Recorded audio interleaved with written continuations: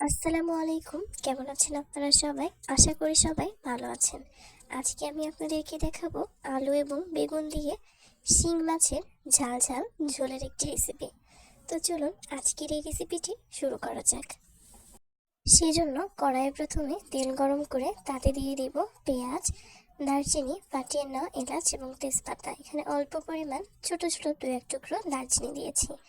কিছুটা সময় নাড়াচাড়া করে ভেজে নিতে হবে। এভাবে করে নাড়াচাড়া করে ভেজে নিব।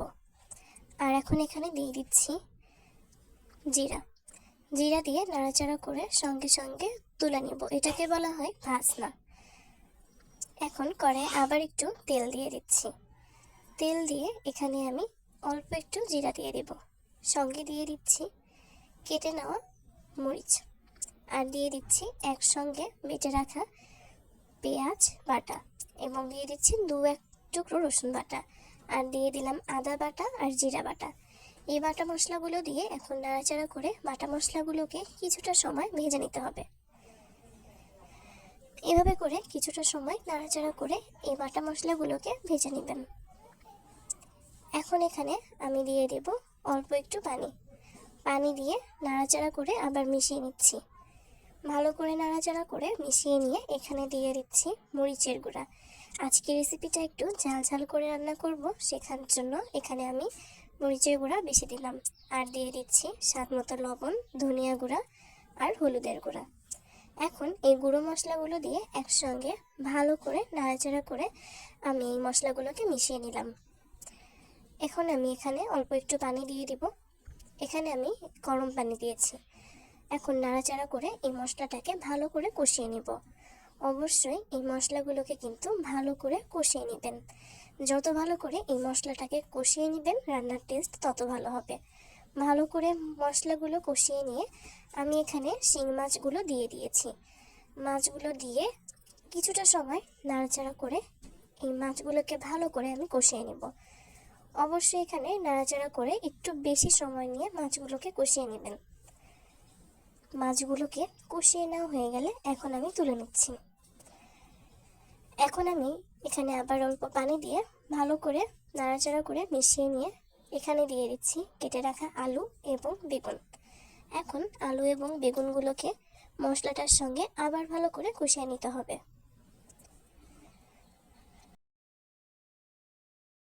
তো এইভাবে করে কিছুটা সময় কিন্তু ভালো করে নাড়াচাড়া করে আলু এবং বেগুনগুলোকে মশলাটার সঙ্গে ভালো করে কষিয়ে নিতে হবে।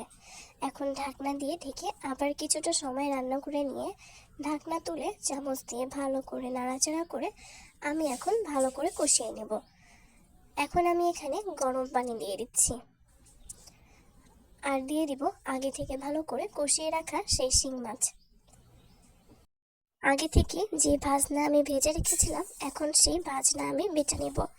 আর এই ভাজনা বাটা এই রেসিপিতে দিলে কিন্তু এই তরকারির স্বাদ কয়েক গুণে বেড়ে যায়, ভীষণ মজার হয় খেতে। এখন ভালো করে আমি এখানে নাড়াচাড়া করে মিশিয়ে নিচ্ছি। আর অবশ্যই রান্না করার সময় গরম পানি দিয়ে রান্না করবেন, তাহলে কিন্তু ভালো হবে রান্না। এখন ঢাকনা দিয়ে আবার ঢেকে দিব। কিছুক্ষণ পর ঢাকনা তুলে চামচ দিয়ে আবার নাড়াচাড়া করে মিশিয়ে নিব। এভাবে করে কিছুটা সময় ভালো করে রান্না করে নিতে হবে। এখন সেই ভাজনা বাটা আমি দিয়ে দিব। ভালো করে ভাজনা বাটা দিয়ে এখন চামচ দিয়ে নাড়াচাড়া করে মিশিয়ে নিতে হবে। ভালো করে কিছুটা সময় নিয়ে চামচ দিয়ে নাড়াচাড়া করে মিশিয়ে নেবেন। আর এই রেসিপিটাকে তৈরি করা কিন্তু একদম সোজা। যারা আমার চ্যানেলে নতুন, আজকের রেসিপিটি ভালো লাগলে অবশ্যই একবার হলেও ট্রাই করবেন। আর ভালো লাগলে সাবস্ক্রাইব করে দিবেন। এভাবে করে রান্না করে নিয়ে কিন্তু আমি নামিয়ে নিয়েছি। কেমন লেগেছে আপনাদের কাছে অবশ্যই আপনাদের মূল্যবান মতামতের মাধ্যমে জানিয়ে দিবেন। ফেসবুক পেজ থেকে দেখে থাকলে পেজটিকে ফলো দিয়ে দিবেন। নতুন কোনো ভিডিওতে নতুন কোনো রেসিপি নিয়ে আপনাদের সামনে খুব শীঘ্রই হাজির হব। এই রেসিপিটি ভালো লেগে থাকলে একবার হলেও ট্রাই করবেন। সবার জন্য অনেক বেশি দোয়া এবং শুভকামনা রইল। আজকের মতো ভিডিওটি এই পর্যন্তই। সবাই ভালো থাকবেন, সুস্থ থাকবেন। বিদায় জানাচ্ছি। আল্লাহ হাফেজ।